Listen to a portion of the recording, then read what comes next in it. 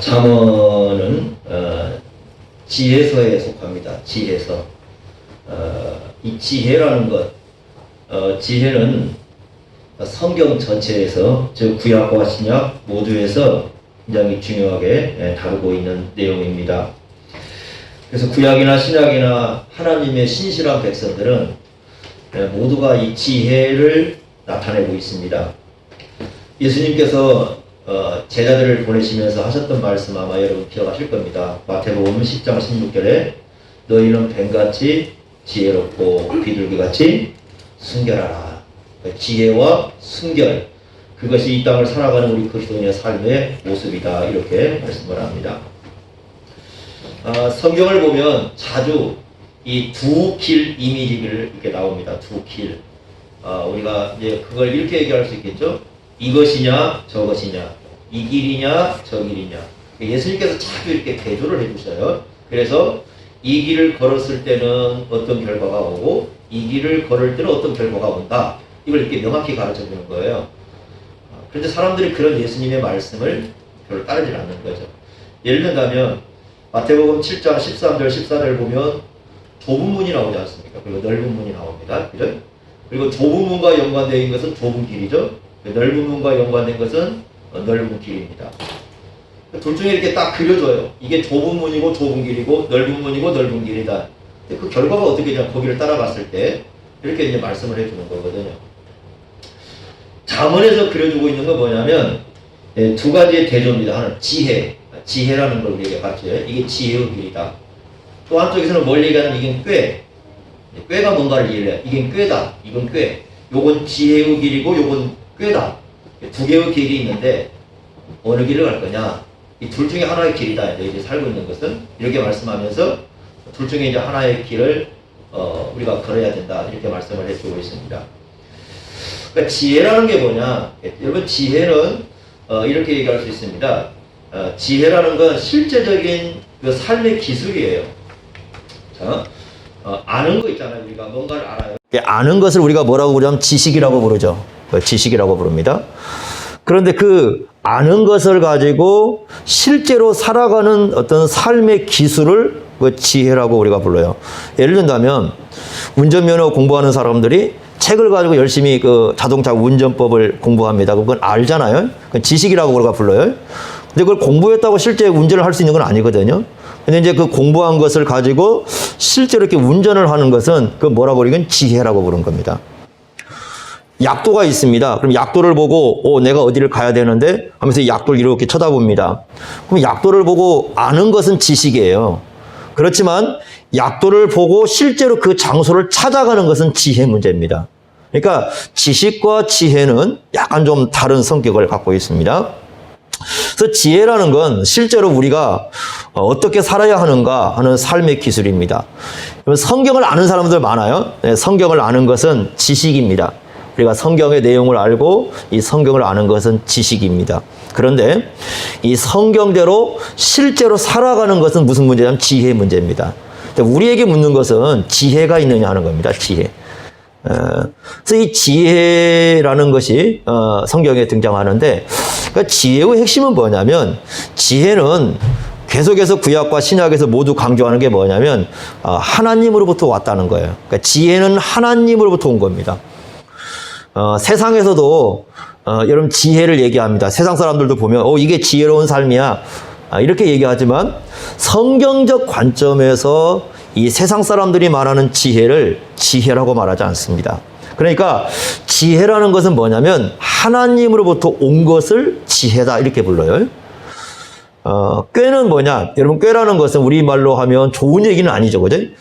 이제 꾀에서 조금 안 좋은 게 뭐냐면 잔꾀죠. 그래도 저 꾀돌이야 그러면 좀 뭔가 괜찮은 사람처럼 보이는데 잔꾀가 많아 그러면 별로 좋아하지 않습니다. 그죠? 그러니까 잔꾀가 많은 사람들이 있어요. 그러니까 꾀라는 건 뭐냐면, 여러분들이 이제 국어 사전을 보면 꾀라는 건 이렇게 돼 있어요. 삶을 살아가는 방법이다. 어떤 삶의 문제가 있을 때 그 삶의 문제를 해결해 나가는 방법을 꾀라고 부릅니다. 이 잠언에서 꾀의 특징은 뭐냐면 자기 자신에게서 나오는 거예요. 그러니까 아까 지혜는 누구로부터 온 겁니까? 하나님으로부터 오는 거라고 한다면 꾀라는 건 뭐냐면 자기 자신에게서 나오는 겁니다. 어떤 자기 이기심, 그 안에는 이 자기 자신이라는 건 여러 가지가 있어요. 그 안에 이기심도 있고, 아마 세상 사람들한테 들은 여러 가지 얘기들, 정보들, 자기가 살아오면서 경험한 것들, 그게 모든 게 합쳐져 있는 게 자기 자신이거든요. 그 자기 자신에게서 나오는 걸 꾀라고 부르는 거고, 하나님으로부터 오는 것을 지혜라 이렇게 부릅니다. 우리의 삶에는 왜 지혜가 필요한가? 예? 삶은 여러분들이나 저나 결정을 내려야 할 때가 많습니다. 많은 사람들이 대화 가운데 가끔 지난 날에 대해서 얘기할 때 이런 얘기를 합니다. 그때 만일 뭐뭐뭐 했더라면 이런 얘기 많이 합니다. 그죠?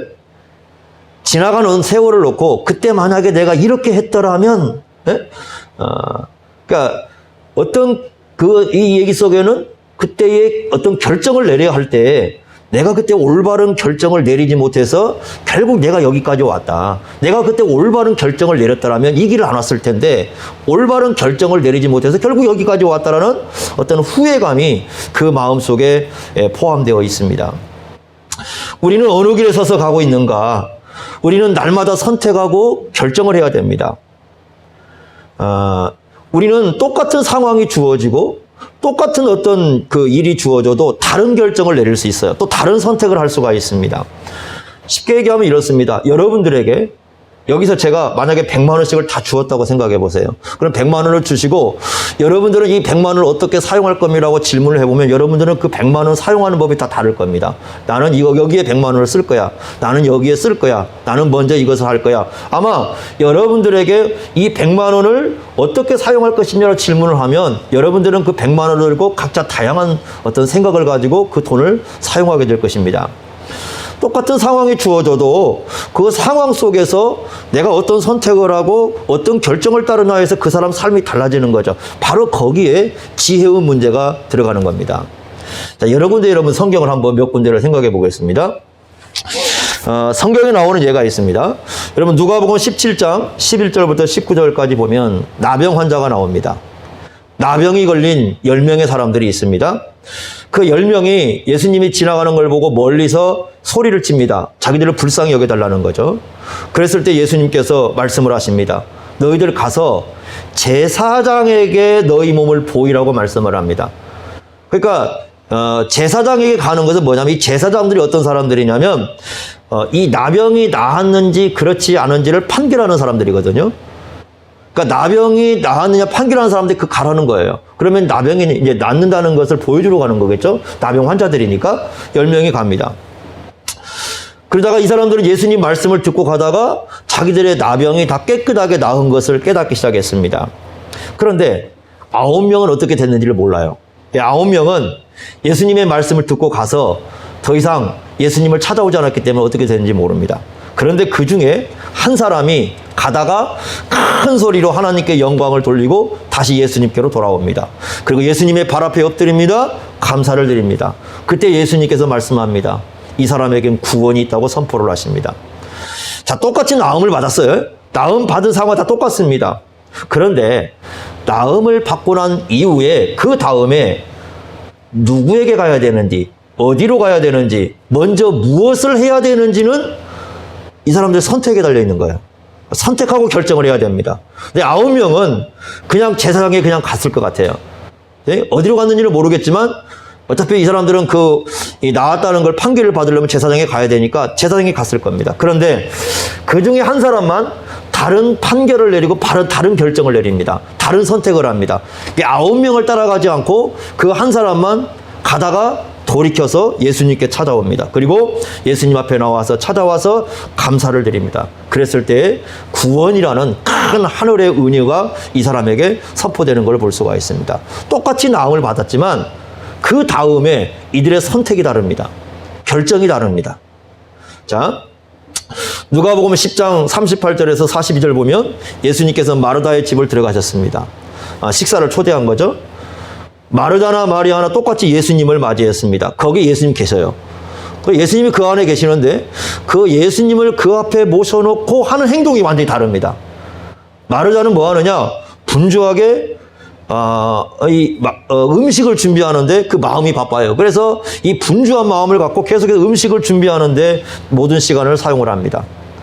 마리아는 예수님의 발치로 갑니다. 예수님의 발 있는 데로 갑니다. 그리고 그 앞에 앉아서 예수님의 말씀을 듣습니다.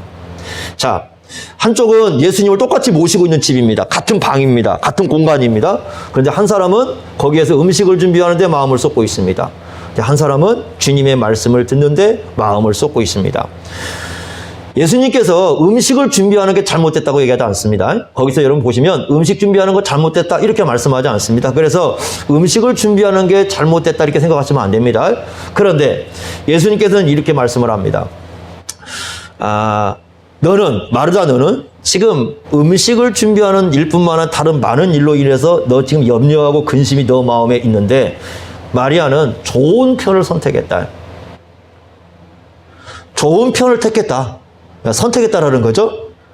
자, 누가 볼 때 좋은 거냐면 예수님 오실 때 좋은 거죠. 그 말은 무슨 뜻이겠습니까? 지금 예수님께서 이 마르다의 집을 방문한 이유, 방문한 목적이 있습니다. 이 마리아의 집에 오신 목적이 있어요. 그러면 마리아는 예수님께서 왜 우리 집에 왔는가를 생각을 했다라는 거죠. 그래서 그 예수님의 마음을 생각을 하고 그 예수님의 마음에 맞는 결정을 내렸다는 거죠.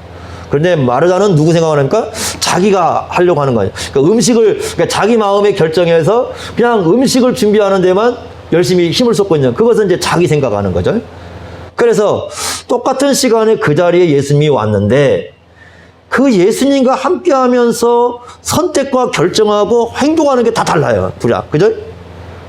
여기에 이제 지혜의 문제가 들어가는 겁니다. 구약에서도요, 그런 예가 있습니다. 자, 여러분 12정탐꾼 얘기 잘하지 않습니까? 12명이 정탐을 갔다 왔습니다.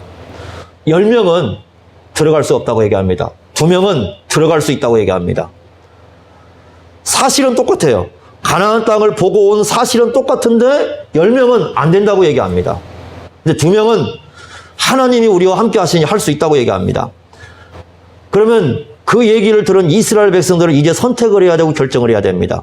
10명을 선택을 해서 10명을 따를 것인지 아니면 2명을 선택해서 2명을 따르기를 결정을 해야 됩니다. 그랬을 때 이스라엘 백성들은 누구를 선택하고 누구를 따릅니까? 2명이 아니라 10명을 따르게 되죠. 그 10명은 어떤 얘기였습니까? 들어갈 수 없다라는 거였습니다. 우리 들어가면 다 죽는다는 거였습니다. 만약에 우리가 이제 그걸 비난하지만 저와 여러분들이 그 자리에 있었다면 여러분은 뭘 선택하실까요? 10명일까요? 2명일까요? 크고 장대한 사람들, 저 가나안 땅 크고 장대한 사람들, 큰 성벽들이 놓인 곳입니다. 그걸 똑같이 보고 왔습니다. 10명은 들어갈 수 없다. 들어가면 우리 다 죽는다. 우리 들어가면 밥이야. 2명은 아니야.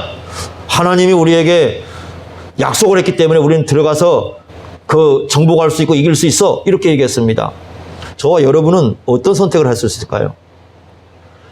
거기에 이제 지혜의 문제가 도입이 되는 겁니다. 자, 아담과 하와도 마찬가지입니다. 자, 나무에 실과가 있습니다. 여기 열매가 있습니다. 하나님의 말씀은 먹지 말라는 겁니다.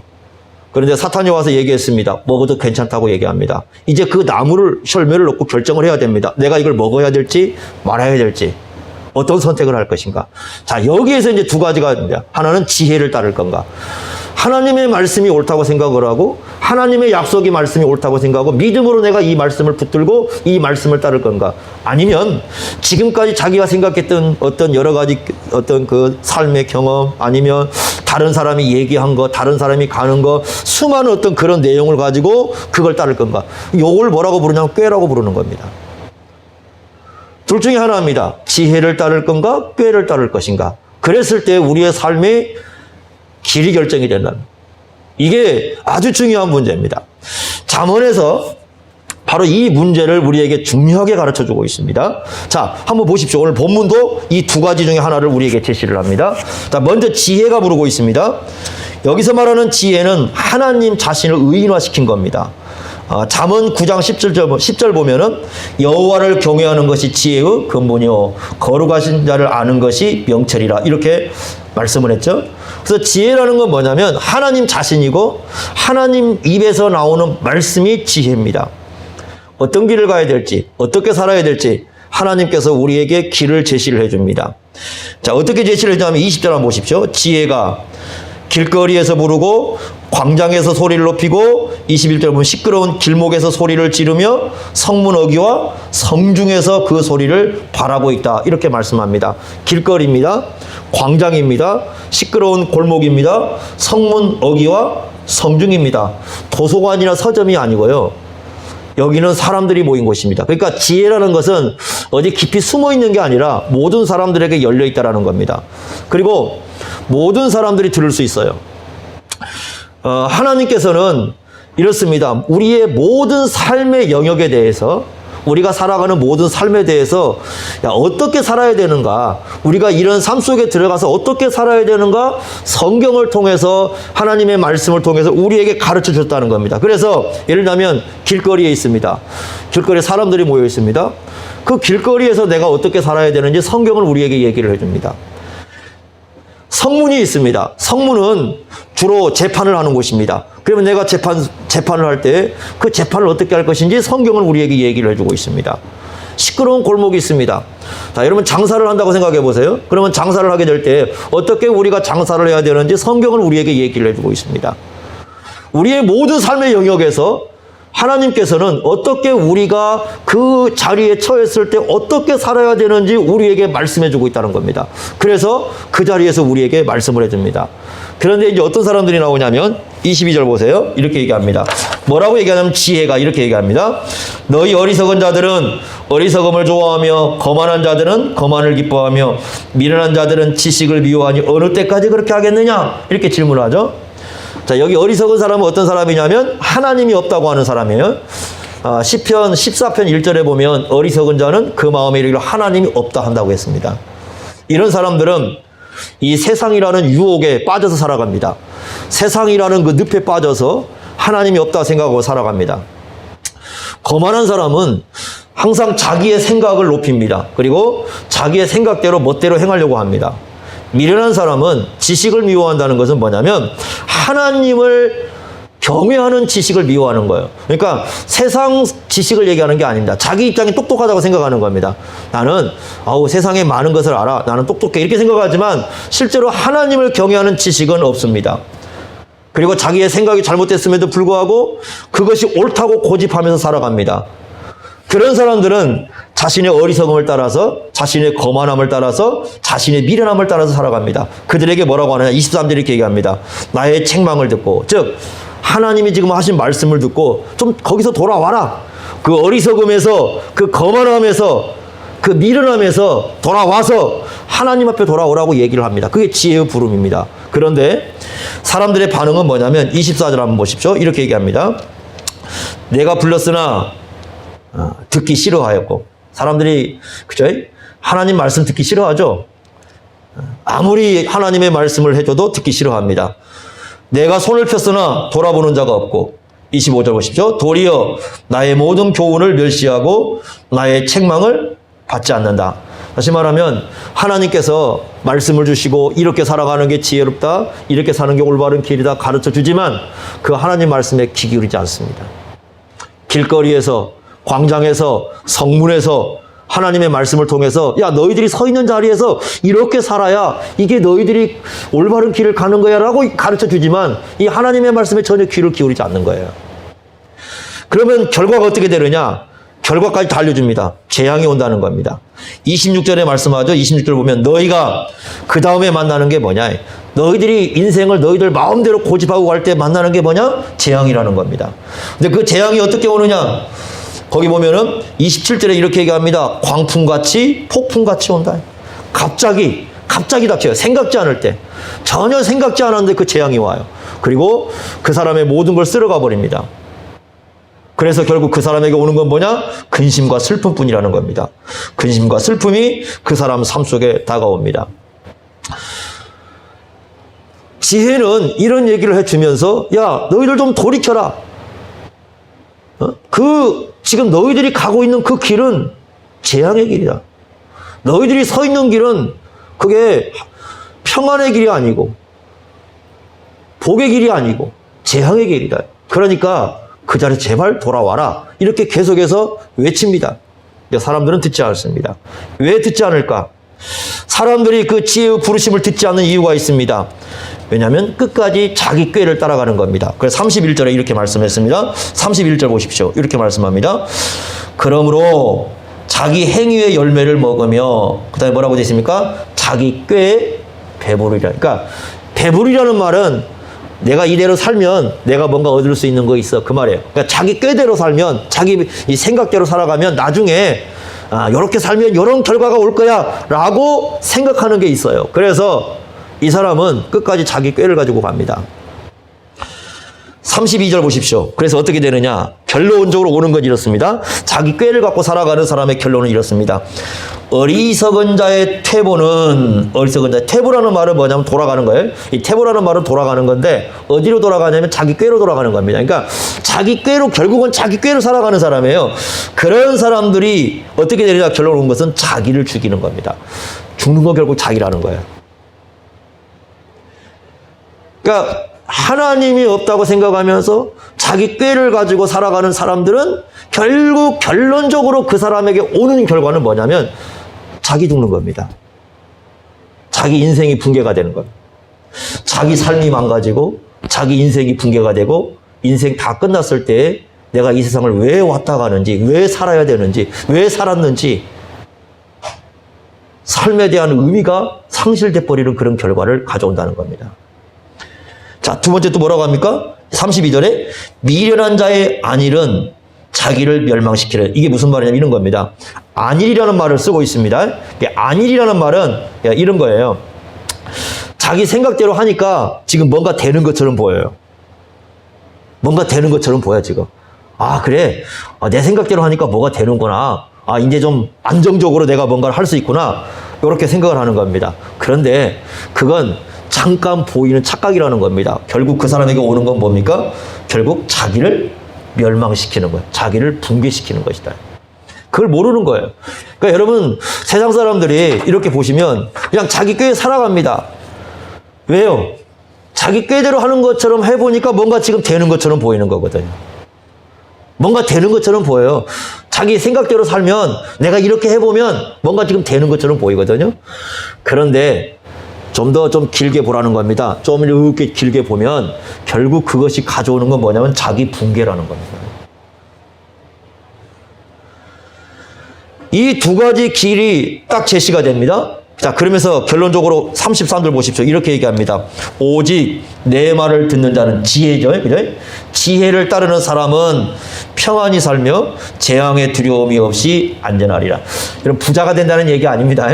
부자가 된다는 얘기가 아니라 그런 사람들에게 오는 것은 평안이고 진정한 안전합니다. 왜? 하나님께서 책임져주는 인생이다.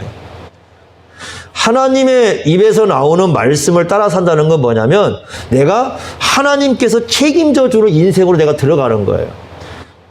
그러니까 내 꾀로 산다는 건 뭐냐면 내 인생 내가 책임지겠다는 거예요. 그런데 하나님의 지혜로 들어간다는 건 하나님이 내 인생 책임준다고 하는 그 약속 속으로 들어가는 거예요. 그러니까 하나님의 지혜 속에 들어가면 하나님이 내 인생을 책임져 주시고 결국 우리에게 평안함과 안전함을 주신다는 겁니다. 그렇지만 만약에 우리 꾀대로 살고 내 인생 내 마음대로 살겠다고 하며 내 생각대로 이렇게 살면 이런 결과가 올 것이다라고 생각하는 사람은 결국 가져오는 건 뭐냐면 자기 붕괴라는 겁니다. 내가 무너지는 거예요. 나의 삶이 무너지고 나의 모든 게 무너지는 결국 그런 결과를 가져올 수밖에 없다.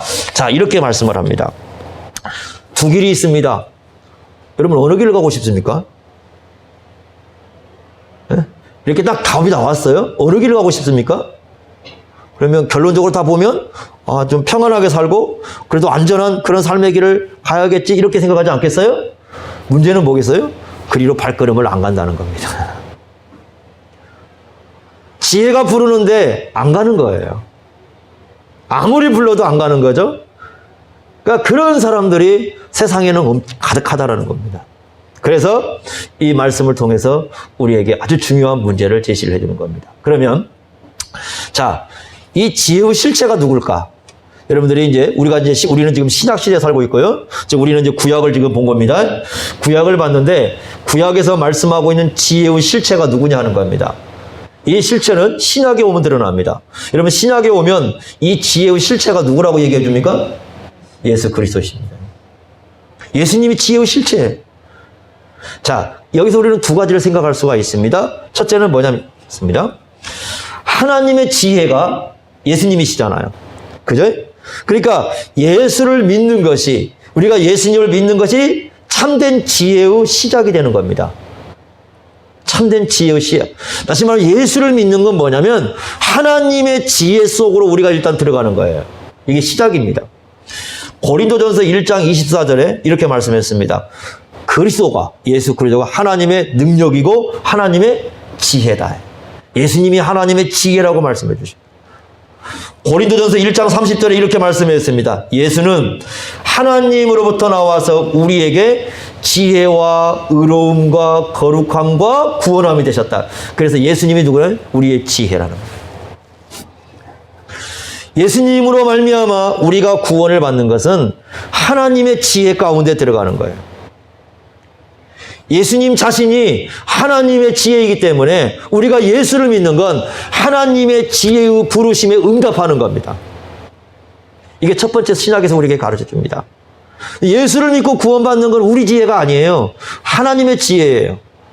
사람들은 그걸 거부해요. 사람들은 이렇게 생각을 합니다. 내가 열심히 이것도 하고 이렇게 해서 뭔가 내가 세상에 선을 쌓으면 구원을 받을 거야. 내가 세상에서 뭔가 이렇게 하고 이렇게 하면 내가 천국 갈 거야. 그렇게 생각을 합니다. 성경은 아니라는 것. 하나님의 지혜는 예수예요. 그러니까 우리가 구원을 받을 수 있는 유일한 길은 예수 그리스도십니다. 그분을 믿어야 우리에게 구원이 있고 그분을 믿어야 우리가 하나님 나라에 들어가는 거예요. 그러니까 오직 예수 그리스도만이 우리의 진정한 구원자라는 걸 믿는 것이 바로 지혜의 시작이다 이렇게 얘기합니다. 두 번째는 뭐냐?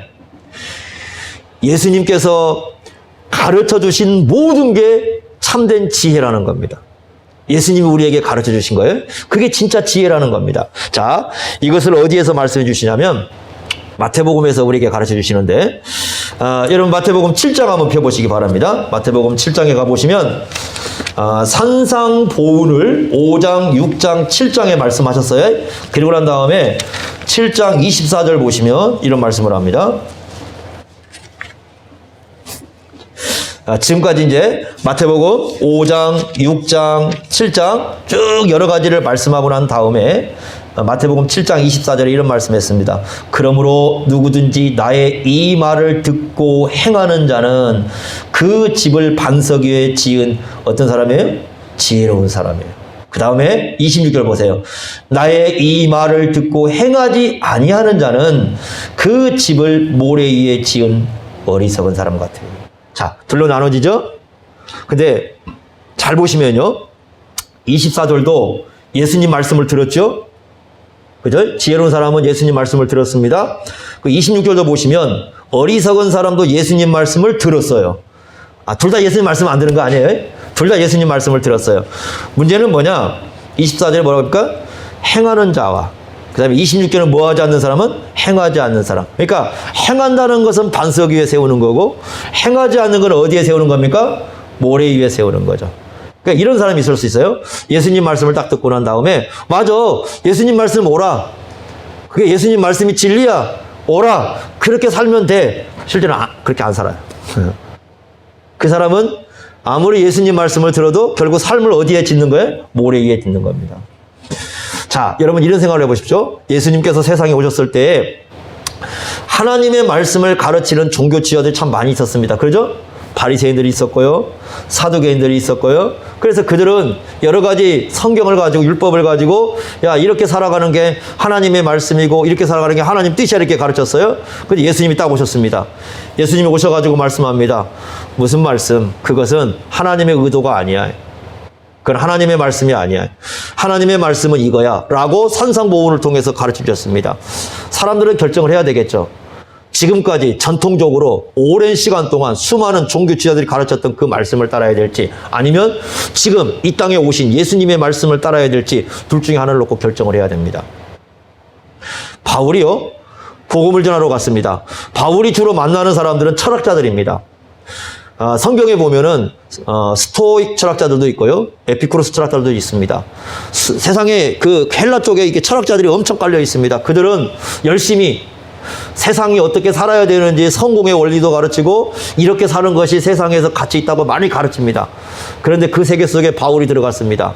바울이 들어가서 복음을 전합니다. 자, 그 복음을 들었을 때 사람들은 결정해야 됩니다. 바울이 전하는 저 복음을 듣고 내가 저 복음을 따라야 될지, 아니면 지금까지 수많은 사람들이 가르치고 있는 철학자들의 가르침을 내가 따라야 될지를 결정해야 됩니다. 여러분들이 그 자리에 있다면 뭘 따르겠습니까? 이게 질문입니다. 그러니까 지혜로운 사람들은 어떻게 하느냐? 정말 지혜가 있는 사람들은 예수를 믿고 구원을 받을 뿐만 아니라 우리가 삶이라는 집을 쌓아갈 때에 바로 그 예수님의 말씀을 가지고 우리의 그 신앙과 삶의 집을 쌓아가. 그렇지 않는 사람은 어때요? 종교 지도자들의 얘기들, 세상 철학가들의 얘기들, 세상 사람들의 얘기들, 그게 그 사람에게 영향을 미쳐서 그것을 가지고 집을 짓겠죠.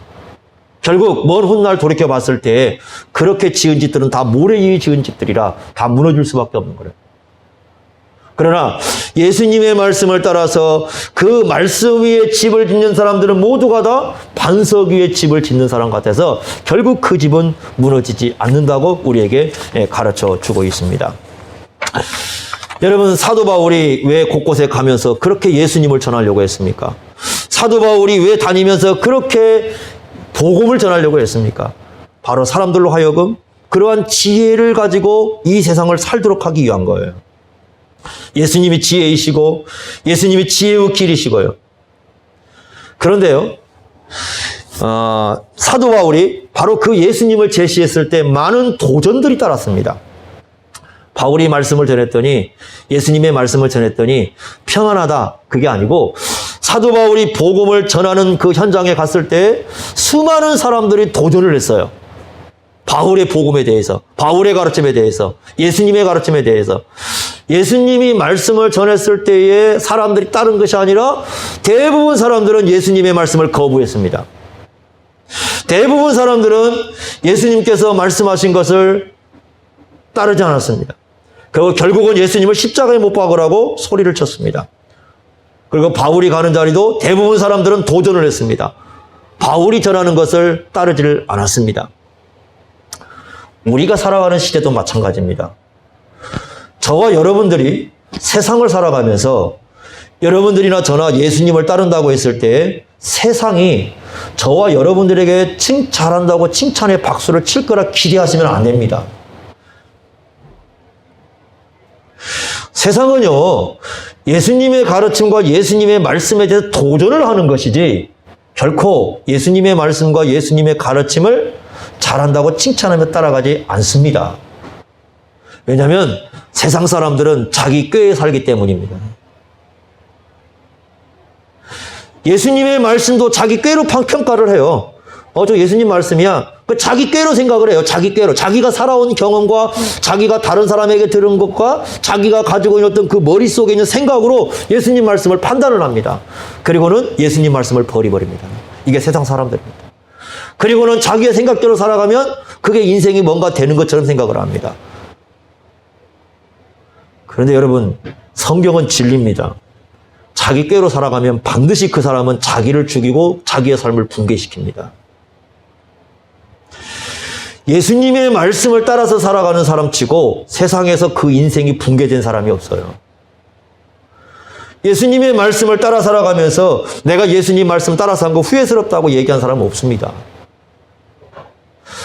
우리가 이 시대에, 이 지금 살아가는 시대에, 이 세상에 우리가 힘있게 정말 내놓아야 할 우리의 목소리는 뭐냐면 예수님이야말로 진정한 지혜라는 겁니다.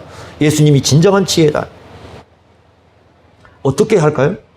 바로 예수님의 말씀을 우리의 삶의 설계도로 삼는 거예요. 우리가 어떻게 살아야 되는가, 삶의 설계도를 가지고 우리는 삶을 살고 있습니다. 그랬을 때 예수님의 말씀을 가지고, 예수님의 말씀을 우리의 삶의 설계도로 삼고, 우리는 망치를 든 사람들이죠. 망치를 들고 집을 짓는 겁니다. 여러분, 올 한 해 우리가 집을 지어야 됩니다. 자, 여러분들이 작년 한 해도 열심히 집을 지어왔습니다. 작년 한 해 여러분들이 삶이라는 집을 지어왔을 때 과연 여러분 삶이 어떻습니까? 지난 한 해 동안 여러분들이 지어온 그 삶의 집이 주님 앞에 갔을 때 참 잘 지었다라고 말씀할 수 있는 그런 집입니까? 자, 올 1년도 우리가 집을 지어야 됩니다. 우리 열심히 망치 들고 우리는 올 한 해도 열심히 집을 지어야 됩니다. 그랬을 때 여러분은 어떤 집을 짓고자 원하십니까? 성경은 지혜로운 건축가가 되라고 합니다. 지혜를 따르는 집을 지으라고 하십니다. 그 집은 예수님의 말씀을 따라서 짓는 집입니다. 여러 가지 계획을 하고 우리가 한 해를 출발을 했을 텐데 아마 제 생각에는 여러분들이 그 올 한 해 계획한 것에 대해서 다들 의문을 품었을 것 같아요. 아마 별로 생각도 안 하신 분도 있을 것 같아요. 코로나가 하도 심하니까 내가 계획한 것이 무슨 의미가 있겠는가? 아마 이런 생각을 하신 분들 많을 거예요. 상황이 이러니 어떻게 하겠는가? 아마 그런 생각하신 분들 많을 거예요. 그런데 코로나가 우리의 삶을 보장해 주지는 않습니다. 다시 말하면 코로나가 우리 인생을 살아주는 게 아니라 그 말이에요. 코로나는 사회 현상이고 전 세계에 퍼져 있는 유행병입니다. 이게 우리 인생을 보장해 주거나 우리 인생에 집을 지어 주거나 우리 인생을 의미 있게 해주지 않습니다. 이런 시대 속에서도 우리 인생을 의미 있게 사는 법은 집을 지어가는 겁니다, 우리가. 그 집은 하나님의 말씀을 따라서 짓는, 예수님을 따라서 짓는 거예요. 그래서 아무리 이런 시대지만 우리가 주님의 말씀을 따라서 우리의 날마다의 삶의 집을 하나씩 하나씩 지어가는 그런 삶을 살아갈 때 그것이 우리 인생의 의미가 되는 것이지 시대가, 사회가 우리 인생에 집을 지어주지는 않습니다. 그게 우리 인생을 의미 있게 만들어주지도 않습니다. 여러분 기억하십시오. 우리가 예수님 말씀대로 깨어 있어야 됩니다. 우리가 정신을 바짝 차려야 됩니다.